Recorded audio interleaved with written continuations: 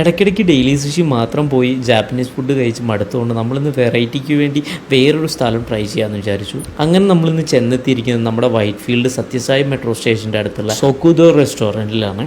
So അവിടെ ചെന്നപ്പോൾ ambience space നമുക്ക് നോക്കുകയാണെങ്കിൽ ഒരു അനിമേ തീംഡ് ജാപ്പനീസ് തീമിലാണ് അവിടുത്തെ ആംബിയൻസ് മൊത്തം ഉണ്ടായിരുന്നത്. നമുക്ക് ട്രൈ ചെയ്യാൻ വേണ്ടിയിട്ട് അവിടെ അനിമേ റിലേറ്റഡ് ക്യാരക്ടേഴ്സിൻ്റെ കുറേ കോസ്റ്റ്യൂംസും അവിടെ അവൈലബിൾ ആയിരുന്നു.